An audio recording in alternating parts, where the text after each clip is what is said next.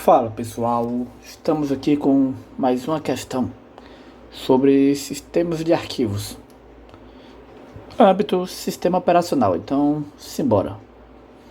Como é que funciona? Quando a gente está falando de sistema de arquivos, nós estamos falando como o sistema operacional organiza os arquivos. Ele pode utilizar a estratégia de usar a família ext, que seria Linux, sistema operacional Linux, só para ficar mais legível, Linux, que é como o Linux organiza os seus arquivos, como funciona a arquitetura por trás da leitura dos arquivos do Linux. Outra forma de organização é a da família FAT. E outra forma de organização é da família NTFS. Tanto a família FAT quanto a individualidade do NTFS trabalham com Windows. Tá certo, pessoal? Aí eles têm uma característica.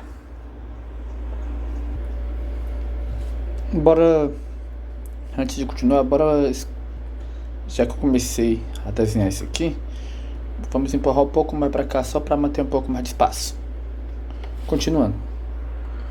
Quando a gente fala do ext, a gente está falando da forma que o Linux organiza. Tem o ext2, que é o sistema mais antigo, e o ext tem o ext3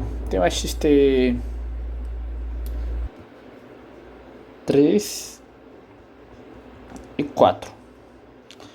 A característica desses dois é a sua interação com o journaling. Ou seja, se preocupa com a restauração do arquivo. Não sei se esse vai ser o melhor exemplo para você lembrar, mas se você lembrar no ensino fundamental, onde cada um fazia uma parte do trabalho, cada um decorava apenas a sua parte. Então é mais ou menos assim que funciona. O sistema do journaling, ele foca em dizer aonde parou. Então, caso o sistema caia, ele vai dizer, acabou, se o fulano A vai apresentar uma parte, o fulano B vai apresentar outra e o fulano C vai apresentar outra, o journal é responsável por gravar. O fulano A apresentou, o fulano B apresentou, aí o journal grava isso, aí o sistema cai. O journal deixou registrado que o fulano B, foi o último a apresentar. Então, quando o sistema retornar, ele não vai fazer o sistema voltar para os dois primeiros. Ele já vai logo para o fulano 3, o fulano C. Então, tem esse sistema de backup, esse sistema de segurança. Coisa que nas primeiras versões do Linux não possuía. Aí, quando a gente vai para o Windows, trabalha com o FAT, tem-se o FAT, na verdade são vários, né? É a família FAT, mas uma característica dela, tô falando do journal porque é uma das partes mais importantes que a banca pode querer cobrar, não tem journal.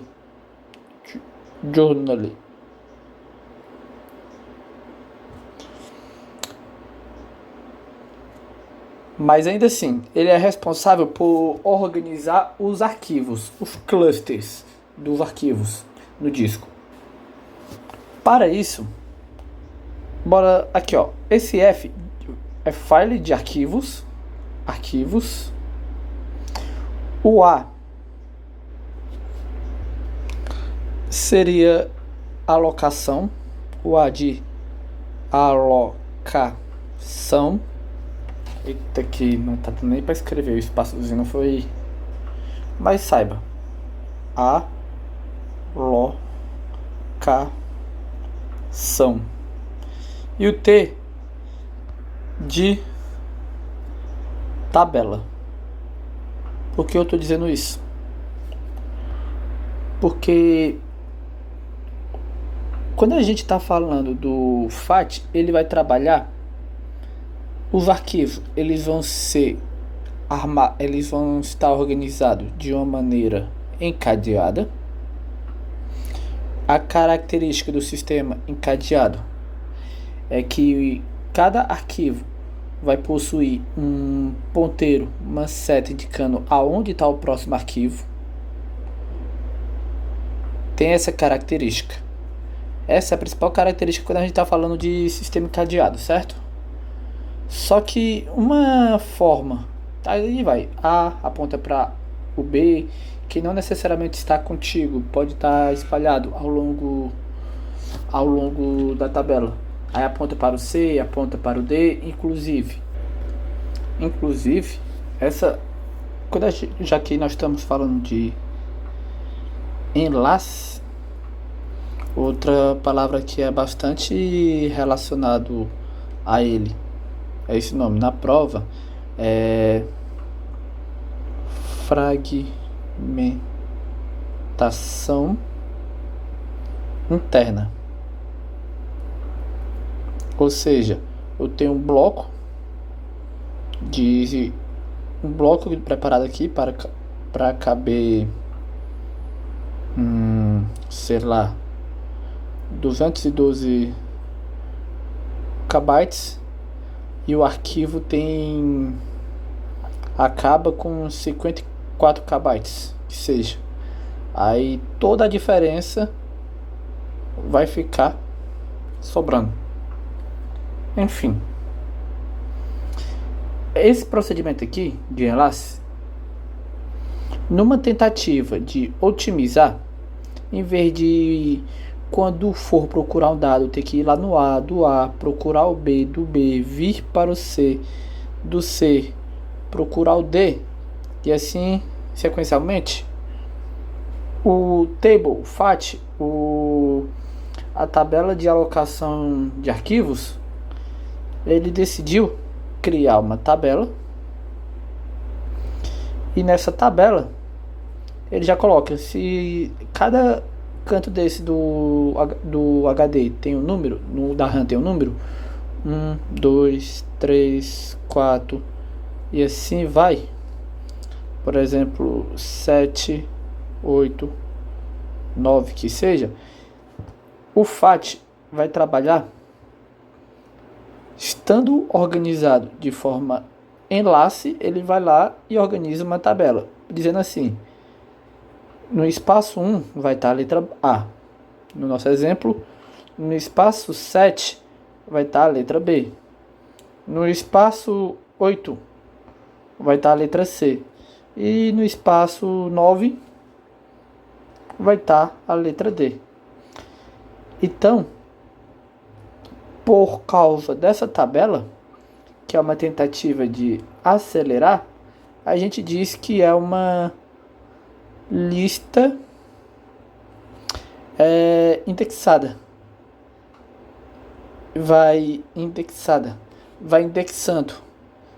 uma lista indexada, ou então uma lista de índices.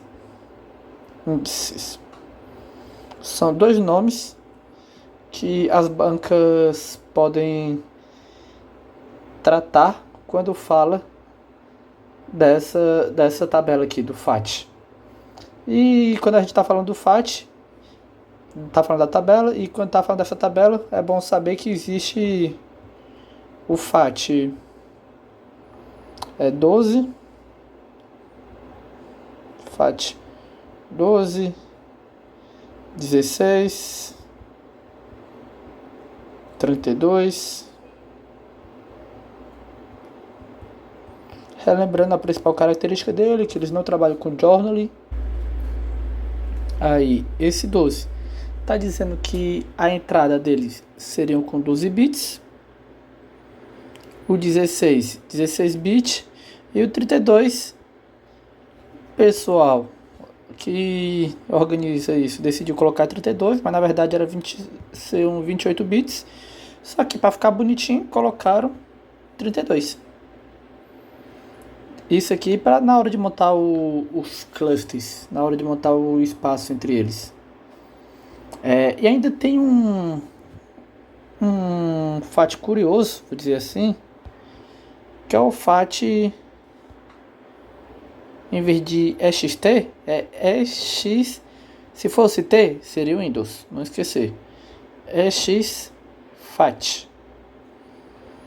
É uma evolução do FAT 32 e ele é utilizável para, pode chamar assim de arquivos removíveis.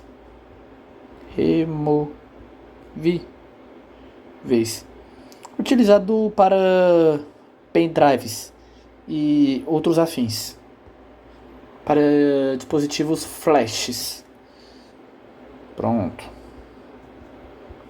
Dispositivos flash, que tem a característica de ter memória flash, ou seja, regravável, bora chamar assim. Perfeito? E já que ficou faltando o NTFS. O que seria o NTFS? Seria uma evolução do FAT 32 com a ideia de possuir o famigerado journaling. Afinal, é uma preocupação poder recuperar os arquivos. Se, por um lado, pode dizer assim, deixar aqui bem. Se, por um lado, o FAT 12 trabalharia assim, poderia ser dividido em 3, 4. Pronto. Pode ser colocado em até 12 endereços. 3, 4. Isso aqui cada cluster. 5. Cada cluster teria ali seus... Vai, meu Deus. 7, 8, 9, 10, 11, 12. Cada cluster poderia ser dividido assim, dessa forma. E aí a gente poderia colocar aqui, ó, na tabela FAT 5. Aí, seguindo, aí colocaria aqui, por exemplo, no FAT 5 vai ter a letra... FAT 5, né? No FAT 5 vai ter a letra A. Aí, FAT 10 vai ter a letra B. Aí coloca aqui, por exemplo, FAT 5, FAT 10. Enquanto no FAT a gente estaria trabalhando com 12, com 16, com 32, ainda que a gente pudesse dividir em 32, útil mesmo, ali numerado, iriam ser 28. Os outros espaços não seriam preenchíveis. Enquanto tem-se um número limitado, o NTFS vai trabalhar com um número bem maior. Ele vai trabalhar também com a parte de lista de controle de acesso, vai trabalhar com criptografia. Ele tem essa preocupação, além de ser bem... Vou fazer aqui as principais características dele. O journaling, Já tá ficando aqui um carnaval só aqui. Então, vou manter o branco. Vai ter o NTFS, é o mais evoluído. Vai ter ali o Journaling. Vai ter a lista de... Opa, eu penso em português, mas... A lista... Access Control, que é o famoso lista de controle de acesso. Vai trabalhar com criptografia. Então, logicamente, o favorito e o atual e o moderno é o NTFS. Entendido até aqui? Deu para entender bem o que seriam esses sistemas de arquivos? Entendeu bem o que seria o FAT? Então, de maneira rápida aqui para uma questão. Como forma de alocação de blocos. O que é o sistema de arquivos FAT? A gente já explicou aqui. FAT, file de arquivo. O A de alocação, o T de tabela.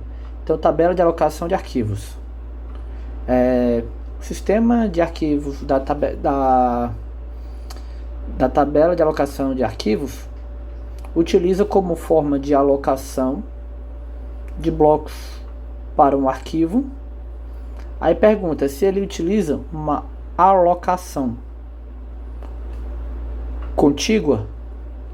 Negativo.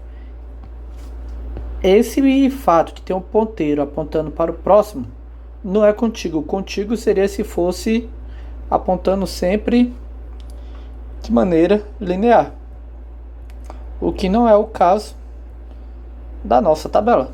Então, errado. Alocação encadeada é o que a gente viu aqui.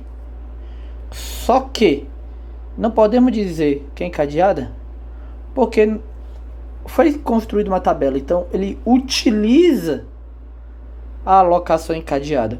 Mas se a gente fala alocação encadeada, está errada, está incompleta na verdade. Alocação de lista de índice é exatamente isso. Ele vai montando uma tabela FAT. Seja uma tabela FAT com 12 espaços, com 16 espaços, com 22, com 32, que na verdade apenas 28 são úteis. Mas é justamente isso. Lista de índices. É o nosso gabarito da questão. E mapa de bits é aproveitando poxa, nessa tabela aqui, ó. Se a gente coloca aqui, o que seria o mapa de bit? Se cada desse aqui, ó, 1, 2, 3, 4, esse aqui é o 5, aqui é o 6, aqui é o 7, aqui fosse o 8, aqui o 9, o 10, o 11 e o 12, o mapa de bits ia falar assim, ia começar sendo construído. No 1 tem alguma coisa? Tem, então coloca 1. No 2 tem alguma coisa? 0, já que não tem. No 3 tem alguma coisa? 0. No 4 tem alguma coisa? 0. No 5 tem alguma coisa? 0. No 6, no sexto espaço tem alguma coisa? 0. No sétimo tem alguma coisa? 0. No 8 tem alguma coisa? Tem. Então coloca 1. No 9 tem alguma coisa? Tem. Então coloca 1. No 10 tem alguma coisa? 0. No 11 tem alguma coisa? Tem. Tem a letra C. Então coloca 1. E no 12 tem alguma coisa? Não. Então coloca 0. Isso aqui é o mapa de bit. Qual a utilidade disso aqui? Poder facilitar a busca de espaços livres. Já diz para o sistema operacional aonde é que está disponível. Aí desse jeito aqui, nessa sequência numérica, isso aqui seria um vetor. Mapa de bits.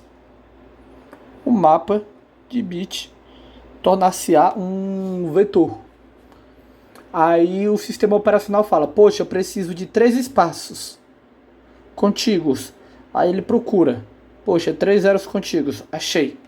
Ele olhou no mapa e já encontrou. Essa é a vantagem. Ele é um sistema simples, ele é rápido para achar blocos livres, é bom para achar a sequência contigo. Qual a desvantagem dele? Em discos grandes, o bitmap fica realmente grande. E isso começa a ocupar espaço na memória, na cache. Então, nesse caso, quando fica muito grande, começa a se tornar uma desvantagem. Aí é o caso de se estudar.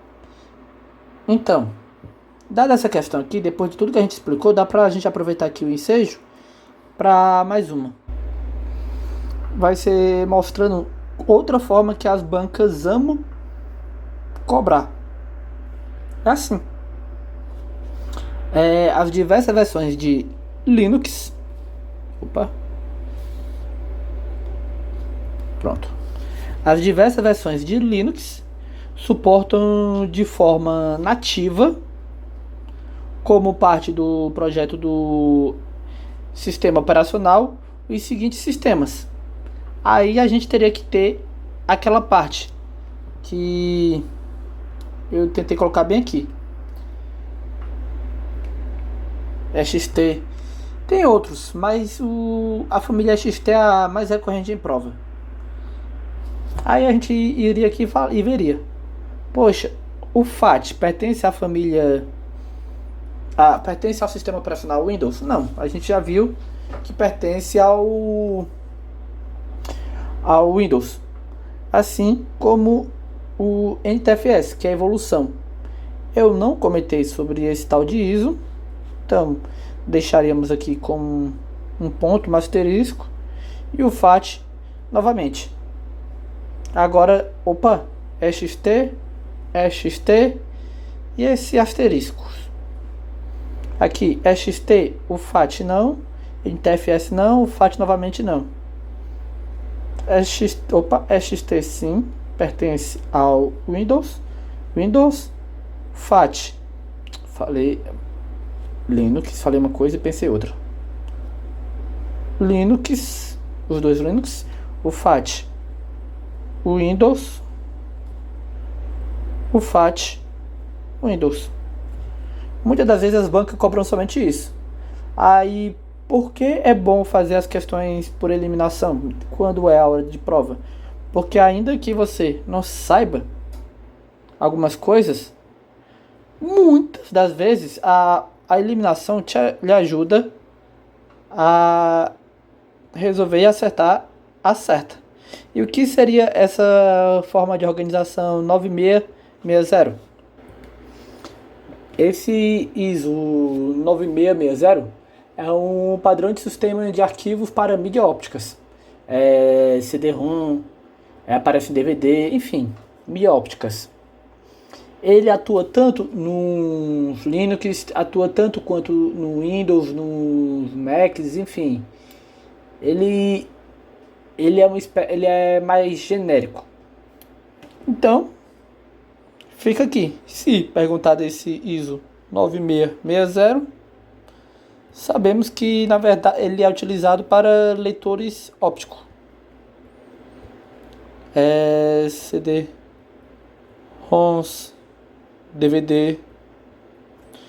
Tem mais essa característica. E que ele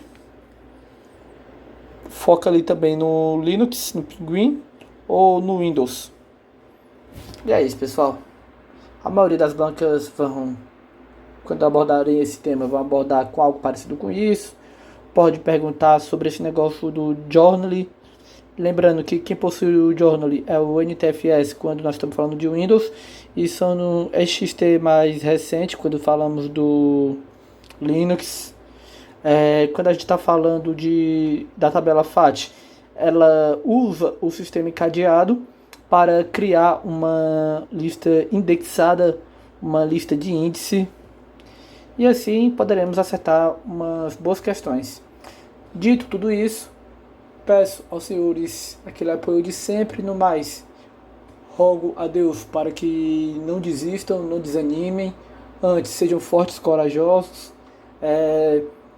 Aproveite o momento que você tiver, entrega a sua ansiedade para Deus, confia nele, e faça a sua parte. No mais, depois de fazer a sua parte, confie em Deus e Ele vai ser justo para honrar o seu esforço. Que assim seja. Amém. Um forte abraço e até a próxima. Valeu, valeu, falou!